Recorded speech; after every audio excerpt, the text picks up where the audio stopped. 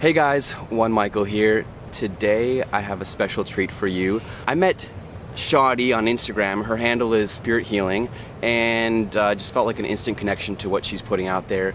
We connected and started talking. I was planning on doing a Skype interview with her, but then we realized that we both are in the same town. She lives here in Miami. So check out this amazing interview.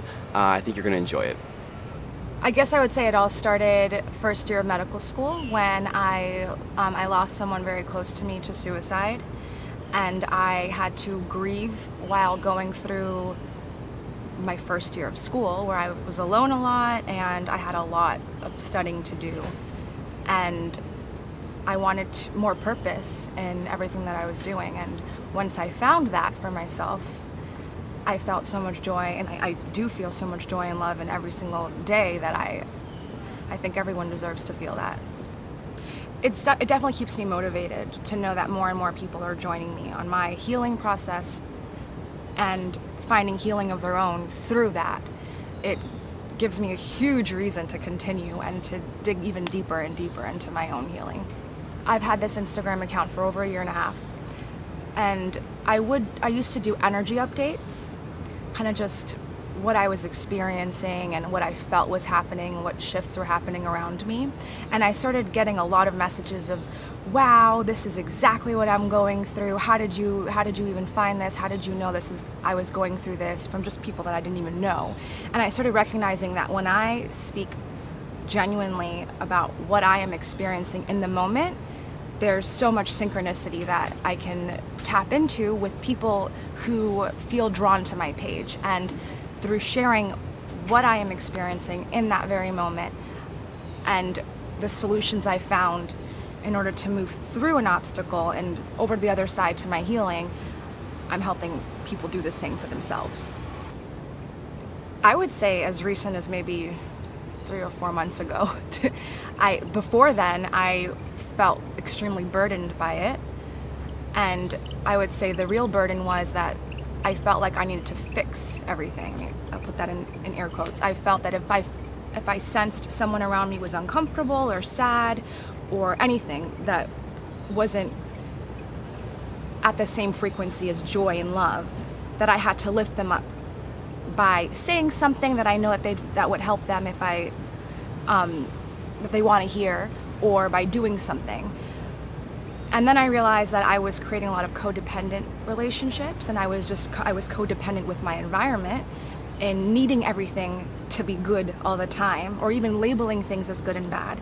And once I made that change in my perception, I've been more able to just flow in harmony with everything that's around me and not be so bogged down by what I'm sensing from people and just my environment in general. To me, being an empath means being a highly sensitive person. And what I mean by that is being attuned to your environment, being able to pick up on what a person is feeling by being able to identify with them. And I feel as though a lot of times, at least in the beginning, when people start realizing they are empathic, we feel as though we have this responsibility to change the way people are feeling because we're able to tap into it, or we feel as though we need to run away from those bad vibes, that negativity, because we're so sensitive to it. But in reality, we just have to let things be and allow those differences in energy to guide us, as opposed to needing to control what it is we're feeling around us. By labeling a person or a relationship as toxic, you are essentially rejecting that experience, and in rejecting something, you allow it to persist, because anything that is attracted is being asked to be experienced. It doesn't need to persist, but if we reject it and we label it and we shield ourselves from it, and we feel as though it is threatening us in any way, or it even has the power to threaten us in any way, we allow it to persist because we're moving out of our power by doing so. We can process a toxic relationship by recognizing what about the relationship we don't feel safe with, or we don't feel what about the relationship we don't feel is loving, and then giving ourselves whatever we are lacking in that. So if in this toxic relationship we feel that we aren't heard, then maybe we can listen to ourselves a little bit more. If we feel in this relationship we're giving too much, then give more to ourselves and allow yourself to receive. A toxic relationship can actually be used as a guide as to what we are not allowing ourselves to have. Absolutely everything that exists for love of you. So to even perceive that someone could not love you, or someone could be angry with you and reject you, is not logical. It is ego fearing rejection and not being accepted. Does that make sense? It's my own manipulation. It's our own fear of not being allowed to live truthfully. And when we feel like we're not allowed to live truthfully, we create all these barriers and we create all these obstacles between us and that love and acceptance, because the entire point is to expand more and more and learn to learn who we are. And as you expand and you identify every part of yourself, you see yourself in everything and everyone around you. So that's fine. This relationship is toxic right now. Heal it, forgive it, recognize what it's teaching you. That's really all it's there for. It's not there to threaten you. It's not there to change you into acting in a way that that other person finds convenient.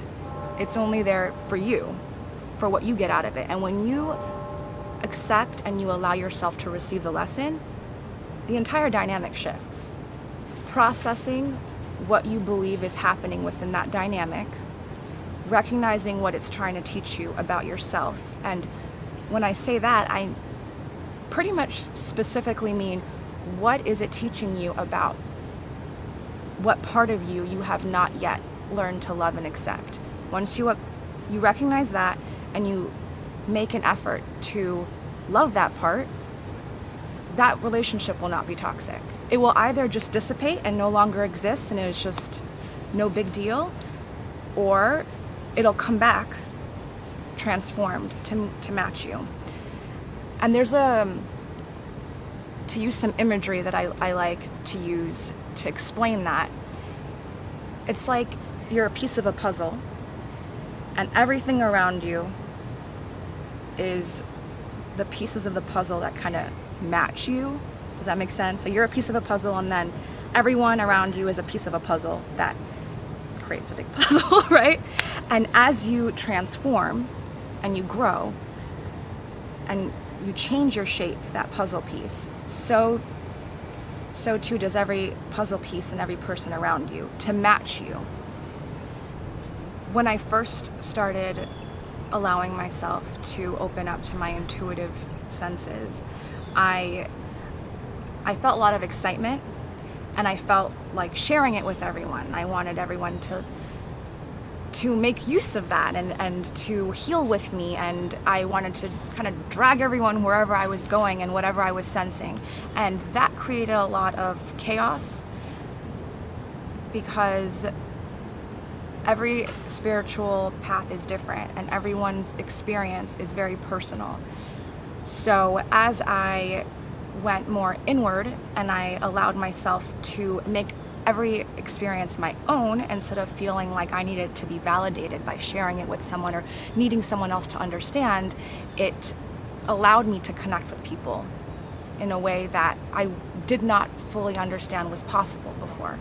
I don't feel separate. Yeah, you don't No, think there's a I used separation. to. Okay. I used That's to. what I'm curious about. Okay. Yeah. I used to, and that was because I felt, as someone who is in medicine, who is in medical school and wants to be a physician, I must act and think a certain way.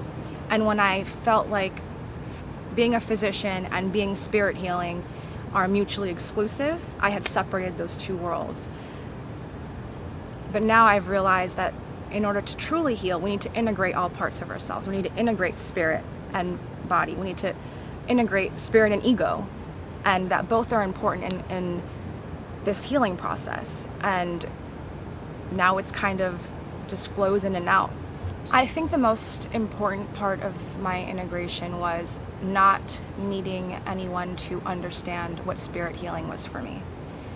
Because when I wanted to be accepted by the medical community or the medical students I was working with, or even my family and friends, I wasn't getting acceptance. I wasn't getting rejection either, but it was just kind of indifference towards what I was doing. And as soon as I started recognizing I can't turn away from my truth no matter how hard I try, no matter how hard I try to be what people, or at least what I think people want me to be, and that is a physician with a certain set of beliefs, no matter how hard I try to be that, I'll never be happy being just that. And I need to come back to the core of who I am, and that is spirituality and spirit healing. And I don't need it to be accepted in order for it to be my truth. As soon as I came to terms with that and accepted that, the integration just occurred naturally, because I was allowing myself to be all things, all parts of me, instead of forcing it, instead of forcing people around me to accept this part of me, the spirit healing part.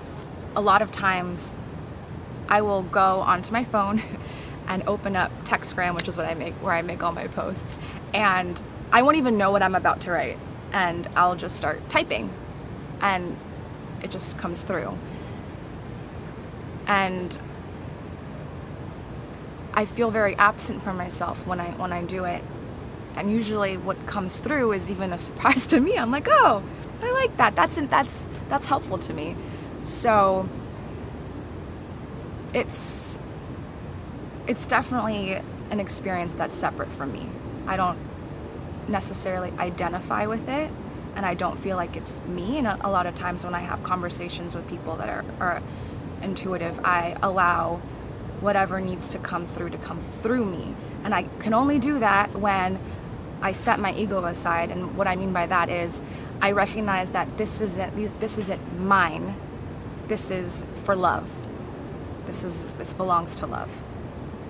The most powerful decision that I made was to dedicate myself to identifying what's spirit and what's ego. So I was in medical school and everyone was studying, and I was studying too, but that wasn't my priority ever. I always made a point to focus on my healing and give myself the time to do so whenever it came up. And I think that was what really helped me identify what was ego and spirit. So if I was studying and then suddenly something came up and I felt tearful or I felt panicky or anxious or anything, whatever came up, I would stop. I would drop whatever I was doing and I would go to my couch, lay down on my back and do a guided meditation, or just put some music on and just let things flow through me. Well, I don't believe we can ever truly operate from spirit only, because, well, this life is like a game. And the way I see it is that we are spirit inhabiting a world that's created by ego. So everything you can see, everything you can touch is ego. It's a creation of ego. So and that's not to be negative. It's not a bad thing. It's not meant to be separate from spirit, but spirit inhabits ego. And in order to truly be successful and to truly experience joy and love, we need to recognize that spirit needs to be in control. Does that make sense? So it's not really separate. You can't truly operate from only ego or from only spirit. Because even when you're operating from ego, spirit's there in the background trying to be heard. And it will eventually be heard. And it's a post that I had yesterday on my Instagram account, where I talk about how if you have your heart open, you will never ever experience anything difficult or anything that you will perceive as difficult, because you'll always have the answers and you'll flow through any obstacle. But if your heart is closed and you're not allowing spirit to be heard and you're only listening to ego, then you will have difficulties. Does that make sense? Because we're not supposed to ever not have any problems. We're just never, if we're truly listening to spirit, we will never perceive those obstacles as threatening. It's like a game. If you're playing a level on a video game, you don't actually feel panicky or upset that you are, I don't know, fighting the boss on Super Mario. You don't actually like get angry at it. It's a challenge. It's fun because you know you'll have the tools, and if you don't figure it out right away, you'll try again, and then next time you'll have like a different approach that will probably be successful. And that's kind of the way I view the flow between spirit and ego.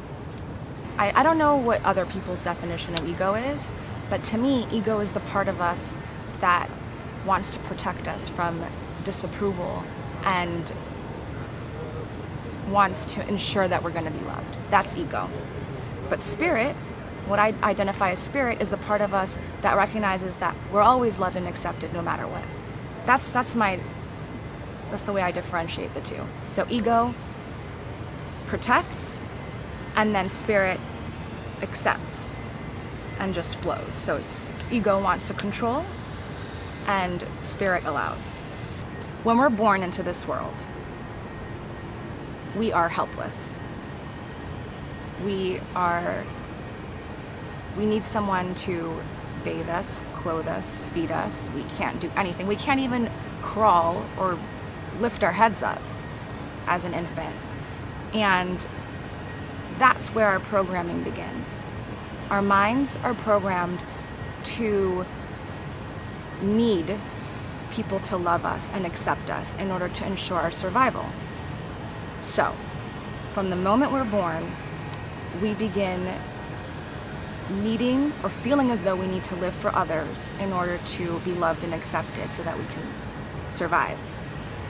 And as we grow older, we kind of forget where those thoughts came from. We kind of forget where those beliefs, or why and when those beliefs were instilled in us. So when someone comes along and doesn't accept us, or we perceive they don't accept us, we perceive that they don't love us, and then we perceive that what we are doing and the way we're behaving and what we're saying and what we live for isn't acceptable or isn't good enough, ego gets triggered, and ego feels threatened. Ego feels as though maybe there's no love here, and if there's no love here, and if I'm not accepted, then I'm not a good boy, I'm not a good girl. And if I'm not a good boy or good girl, then I won't get what I need and I won't survive. It's on a very, very simple level. And that always applies.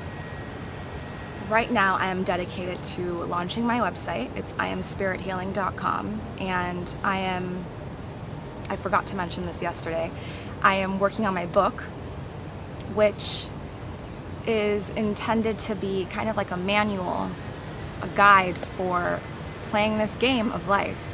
And in that book, I'm identifying the different characters we can play in our lives, and how in order to truly exist in harmony with those around us, we have to accept all the different people that we're capable of being and love all the parts of us. I'm just trying to expand spirit healing.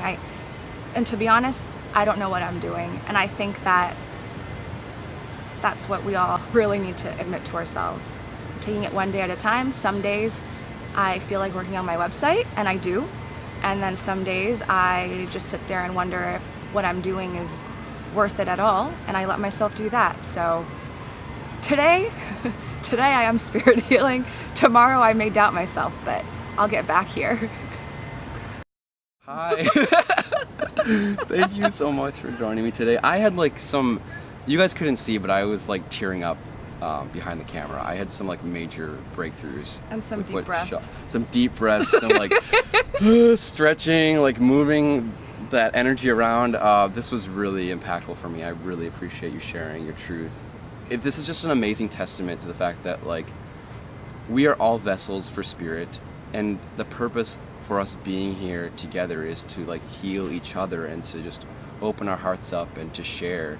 None of us have ownership on these messages that come through, Right. but the beauty is like stepping into that truth and letting it come through. That's when we feel so alive and connected to each other. And this was just a humbling experience for me. I'm so honored that you were able to join me today, and thank you so much. Check out Spirit Healing on Instagram, Spirit Healing. IamSpiritHealing.com is Shawdy's website. Thank you guys for joining us today. Thank you. You are amazing. Hope you enjoyed it. Happy healing. Happy healing. Bye.